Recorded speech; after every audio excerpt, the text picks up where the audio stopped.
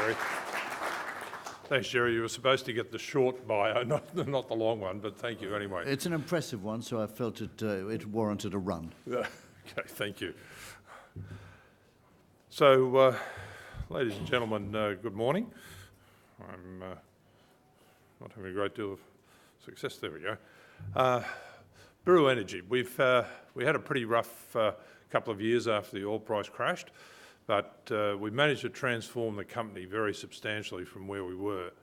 The issues we had basically were unrecognised by the market, and I suspect that's something that most of the people who are presenting here today would feel.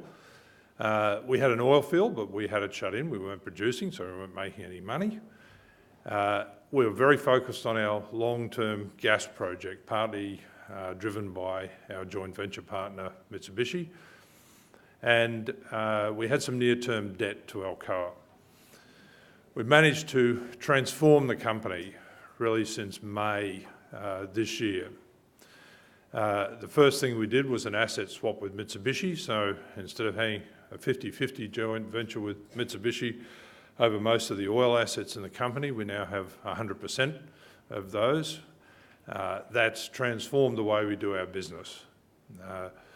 Obviously, Mitsubishi were a very good partner for us for many years, but there comes a point where if you're in bed with a 500-pound gorilla, you start looking for a divorce, and we got to that point. We got Ongani back on production through a new export system, which is actually making us quite a bit of money. We've restructured our debt, pushed that out basically for 3 years and reduced the size of it. So that's taken the pressure completely off the balance sheet. We've reinvigorated the marketing of the company because we've got a good story to tell, and of course presenting at the Good Oil Conference is part of that. And we've just literally finished in the last couple of days, we got the money on Monday, a very heavily oversubscribed rights issue. We went out for 10.2 million and ended up with 13.6, all from our existing shareholders. So it was a great show of support from our existing shareholders. So basically we pivoted the company around to oil production and with oil exploration from conventional plays. And I'll talk a little bit about where we are in Western Australia on unconventional at the end of my presentation. Very focused on cash flow. Obviously that's the key. And our friends from Sino are obviously in that position where they're self-funding now, and we're certainly getting ourselves to that position. We've got a very prospective exploration portfolio. I would think, as I would, it's one of the best onshore portfolios in Australia. And we've got a very clear path to add a lot of value into the company. So I'll talk about Ongani, which is really our cornerstone asset. We're at a very early stage in production in this field. We're currently doing about 1,000 barrels a day from 2 producing wells on natural flow. Those 2 wells have produced about 650,000 barrels of oil between the 2 of them. So it's a very good reservoir, good pressure support, good quality oil. It's a bit of a Goldilocks field in a lot of ways. We've had an independent report done last year by Gaffney Klein, which gave us about 6.6 million of 2C resources. They're in the contingent category when they did the review because of the fact we weren't on production at the time. So we're anticipating those will get converted to reserves when we ask them to have another look at it towards the end of the year. Healthy margin, $25 to $30 a barrel, Aussie. And of course that's at $50 Brent and a 75-cent exchange rate. So I was very pleased to see our friends from Westpac predicting that the Aussie dollar is going to go down again, because at the moment 80 cents is hurting us. So we're very much looking forward to that coming back. We've got some potential to increase that margin quite substantially by exporting out of Broome rather than our current system out of Wyndham. Part of the reason we went out for the rights issue was to accelerate the development of the field. When you're producing oil, you're basically liquidating the company, and because every barrel you produce, you've got to replace, but also with a fairly high fixed cost base, getting the production rate up makes our margin a lot better. So we're very focused on increasing the production rate at Ungani and getting our margin up. So as I mentioned, we're at a very early stage in the production of the field. We've been chuffing along with the 2 wells on natural flow for quite a long time now. It's now time to get after it, pull those wells harder and drill some more wells to get the production rate up. And our target is 3,000 barrels a day. It's about 1 million barrels a year. If you've got a $30 margin, that's a pretty healthy cash flow for a company of our size. A little bit of technical detail on what we're planning to do. We're looking to drill 2 additional wells on the field, as well as put artificial lift in the existing wells. And the first well we'll drill is Ungani 4. This is a map on good quality 3D seismic data that's been validated by our friends from Gaffney Klein. We think that's a very low risk development well, and we're very much looking forward to it coming on at 1,000, 1,500 barrels a day and essentially doubling our production. The other well that we're planning to drill is Ungani 5, which is a follow-up to an existing well, Ungani 3. I'll talk about that now. Ungani 4 is a cross-section through the field. It's obviously, from our interpretation, quite a bit higher than the other wells in the field, so it'll capture some attic oil as well as accelerating the drainage in the field. I think one of the important things to note on that is the little diagram on the bottom right-hand corner, which gives you a pretty good overview of the country that we're working in.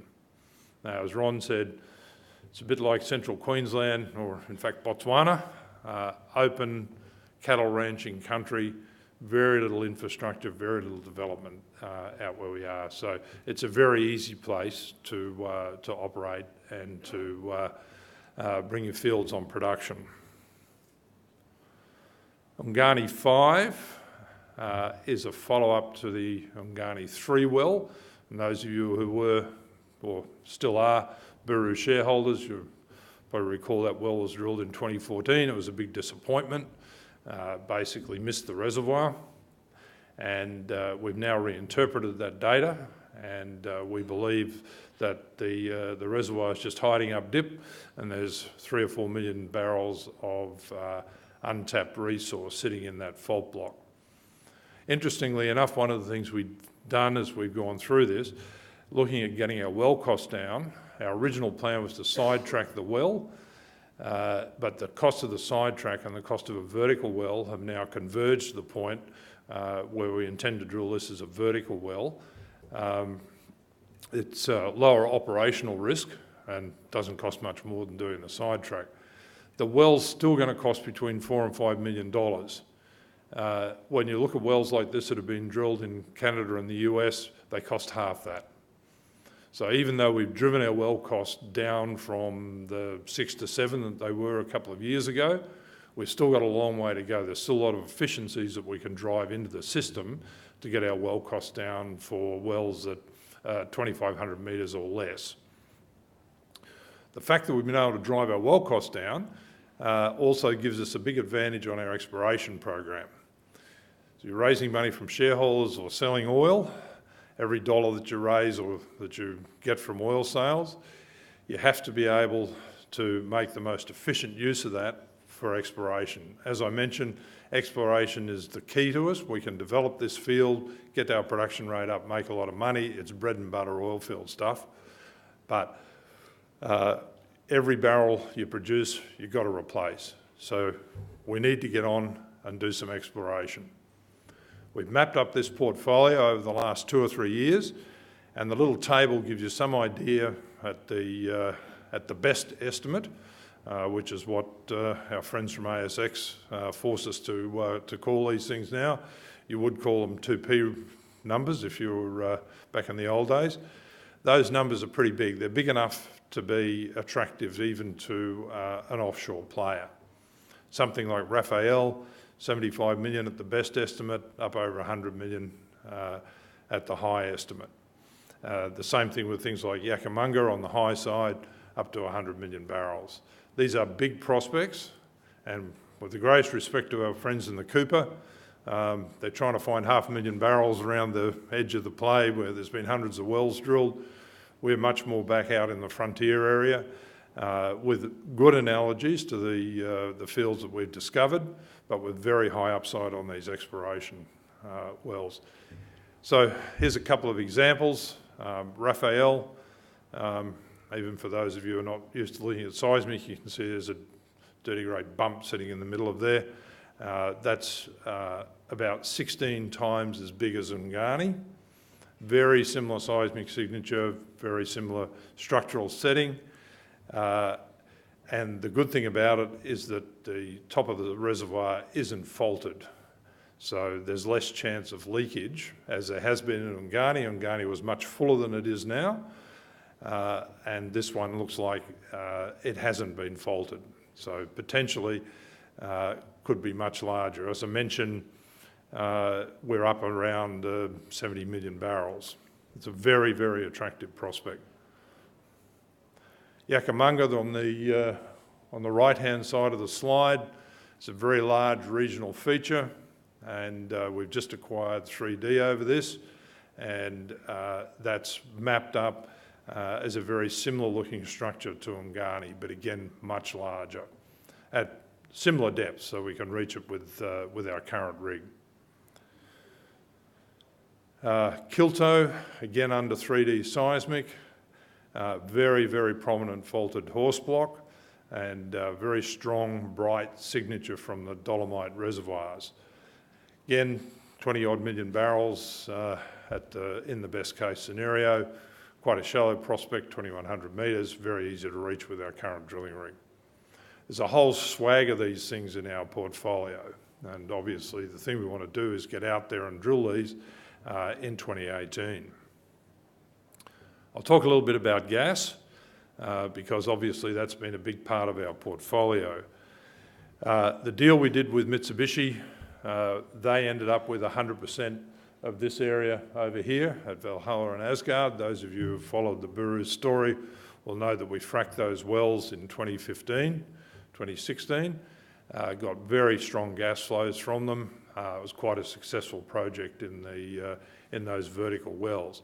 It is quite an isolated area. We're about 300 kilometres away from Broome. It needs about another $100 million put into the project to take it to past the appraisal stage. Mitsubishi are intending to do that, and obviously if it works for them, it's very good for us. We've retained this area, the Western Gas Province, where we have a field called Yallaru, which has about half a TCF in the 2C category, TCF in the 3C, and then about 6 TCF of prospective resources. It's a very large gas resource.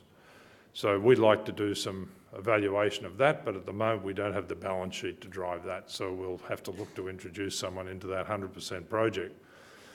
We're also very keen that our friends from Finder, who I think are presenting here in one of these sessions, they have a project down here called Thea, which is characterised as being similar to the Barkin in the Goldwire shales. We're very keen for them to get on and praise that, and if it works, obviously we have a big chunk of that prospectivity on our acreage as well.